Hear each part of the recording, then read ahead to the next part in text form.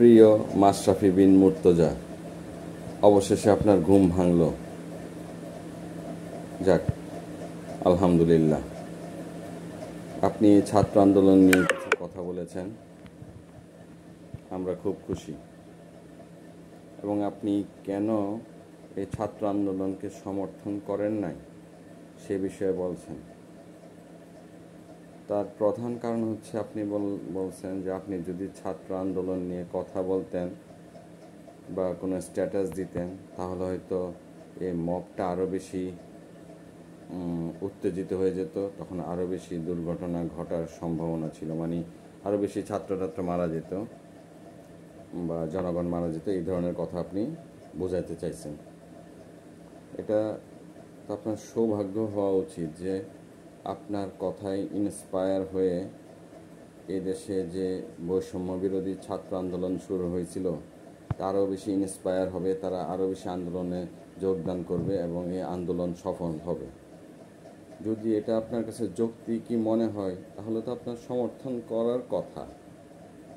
আপনি মাঠে না যান, আপনার যতটুকু ক্ষমতা আছে স্ট্যাটাস দেওয়ার সেটাই তো আপনি দিতেন, কিন্তু আপনি ওটা করেন নাই। অবশ্যই কারণ আছে, কারণ ছাড়া তো আর কেউ কোনো কিছু করে না। আর সবচেয়ে বড় কথা হচ্ছে বাংলাদেশের কয়জন সেলিব্রিটি আপনি দেখাতে পারবেন যারা এই ছাত্র আন্দোলনের পক্ষ নিছে তারা অনেক পরে কিছু ভালো পরিচিত সেলিব্রিটিরা আসছেন, তাও অনেক পরে। এর মধ্যে মোটামুটি ছাত্র জনতা মরে কিন্তু শেষ, আর আপনি বসে আছেন, আপনি বললে আরও বেশি মারা যাবে। আসলে তো ভাই তা না। শোনেন, ওটা আসলে আমার বেলা তো হয়তো সত্য হইতো, আমিও হয়তো বলতাম না। আমি যদি এমপি হইতাম, হুইপ হইতাম, তাহলে আমি হয়তো বলতাম না। কারণ ওই যে আমি যত ভালো মানুষই হই, যত ভালো মনের মানুষই হই, আমার ইমেজ যত ভালোই থাকুক, কিন্তু ওই যে মনের ভিতরে একটা সুপ্ত বাসনা, সুপ্ত লোভ তো মানুষের মধ্যে থাকে। এটা মানুষের স্বভাব। যত আপনি একজন হুইপ, আপনি আপনার সরকারের বিরুদ্ধে যেয়ে বলবেন যে ছাত্র আন্দোলন ঠিক আছে তোমরা করে যাও, তারপরে ছাত্র আন্দোলন সফল হলো না, তারপর আপনার আম ছালা সবই গেল, দেখা যাবে যে জেলও খাটতে হবে। এটা হচ্ছে মূল কারণ। এটা আপনি স্বীকার করে নিলেই হয়। এটা স্বীকার করলে কোনো লজ্জা নয় ভাই, যে আমি ভয় করি নাই, আমার হুইপ থেকে আমি বাদ পড়তে পারি, আমার এমপির পদ থেকে আমাকে বাদ দিতে হতে পারে, এবং হয়তো আমি জেলও খাটতে পারি সরকারের বিরুদ্ধে যাওয়ার পরে।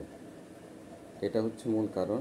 সেটা আপনি বলতেই পারেন, এটা এখন স্বীকার করে নিলে কোনো সমস্যা নেই। মানুষ, প্রত্যেকটা মানুষেরই, আমরা নবী রাসূল না, আমরা ফেরেশতা না, প্রত্যেকেরই সুপ্ত বাসনা থাকে, সুপ্ত ইচ্ছা থাকে। আপনারও যেমন আছে, আমারও আছে, আরও 10 জনের আছে। ঠিক আছে, এটা হচ্ছে মূল কথা। এছাড়া আপনি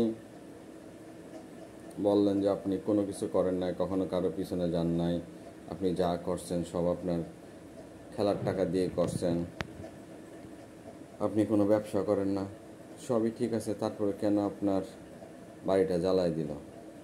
ওই যে আপনার কাছে অনেক বেশি আশা করছিল, লক্ষ লক্ষ মানুষ, কোটি কোটি মানুষ আপনার দিকে তাকাইছিল, যারা বাংলাদেশে ক্রিকেটের সবচাইতে পছন্দের মানুষ হচ্ছে মাশরাফি। সেই মাশরাফি কি এই যৌক্তিক আন্দোলনে এতগুলা শত শত ছেলে মারা যাচ্ছে, শত শত শিশু মারা যাচ্ছে, তাদের হয়ে কি কিছু বলছে কিনা এটা জানার জন্য মানুষ আগ্রহ নিয়ে বসেছিল। আপনি বলেন নাই, তাতে কিন্তু ভাই আন্দোলন দমে নাই। জনতা যখন ক্ষেপে তখন কোনো সেলিব্রিটিরও দরকার হয় না। এটা তো প্রমাণ পেয়ে গেলেন। ইনশাল্লাহ যদি বেঁচে থাকেন, সামনে ইনশাল্লাহ রাজনীতি করবেন। আপনার অনেক কিছু ভালো, সাথে এই জিনিসটাও নেবেন যে দলের ঊর্ধ্বে যে দেশের মানুষের জন্য ভালো কিছু বলতে পারেন, যেটা সত্য সেটা যেন দলের ঊর্ধ্বে উঠে বলতে পারেন যে এটা ঠিক না, এটা করাটা অন্যায়। এতটুকু বলতে পারলেই আলহামদুলিল্লাহ আপনি মোটামুটি ফেরেশতা লেভেলে চলে যাবেন। এমনিতে মানুষ আপনাকে অনেক পছন্দ করে, এটা অস্বীকার করার কিছু নাই। আপনাকে আমিও অনেক খুবই পছন্দ করি। আমিও চাচ্ছিলাম যে আপনি কিছু বলেন। কারণ শোনেন ভাই, যারা নাটক সিনেমা করে তাদের কাছ থেকে আসলে আমরা তেমন কিছু আশাও করি না। যেমন সাকিবের কাছ থেকে আমি আশাই করি না, কারণ সাকিবের ক্যারেক্টার, সে মানুষ হিসাবে নিম্ন শ্রেণীর। আবার বলতেছি, সে মানুষ হিসাবে নিম্ন শ্রেণীর। সে বিশ্বসেরা ক্রিকেটার হতে পারে, কিন্তু সে মানুষ হিসাবে একদমই নিম্ন শ্রেণীর। কিন্তু আপনাকে মানুষ হিসাবে একজন ভালো মানুষই আমি জানতাম, এখনও জানি। আসলে এটা আসলে আপনি বিপদে পড়ে গেছেন, সেজন্য বলতে পারেন নাই। কারণ সবারই ভাই একটা স্বপ্ন থাকে। এখন আমার আমসালা সব গেলে তো সবই গেল। যাই হোক, এটা থেকে ইনশাল্লাহ আপনি শিক্ষা নেবেন, ভবিষ্যতে আরও ভালোভাবে মানুষের সেবা করবেন যদি রাজনীতিতে থাকেন। এছাড়াও এমনিতেও করতে পারবেন ইনশাল্লাহ। আপনাদের মানুষ ক্ষমা করে দেখ, এটাই চাই। আর আপনার বাড়ি পুরাই ফেলছে, এটা নিয়ে ভাই মন খারাপ করে কোনো লাভ নাই। হাজার হাজার মানুষ মরে গেছে, আপনার তো একটা বাড়ি পড়ছে।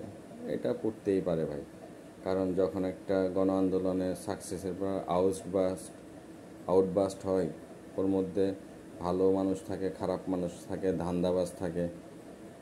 একটা ধান্দাবাজ লোক দেখা যাবে যে কট করে একটা আগুন লাগাই দিছে, কিন্তু ওখানে আরও হাজার হাজার মানুষ ছিল যারা চাই নাই যে আগুনটা কেন দেওয়া হইলো, আগুনটা দেওয়া ঠিক হয় না। এরকম ওখানে আপনি হাজার হাজার মানুষ পাবেন, কিন্তু একজনে দিয়ে আগুন লাগাই দিয়ে দিছে, দিয়ে কিন্তু ওরা চলে গেছে, আরেকজন এসে লুট করছে। এগুলো হয়, এগুলো নিয়ে মন খারাপ করেন না ভাই। আপনার জন্য শুভকামনা, ভালো থাকবেন।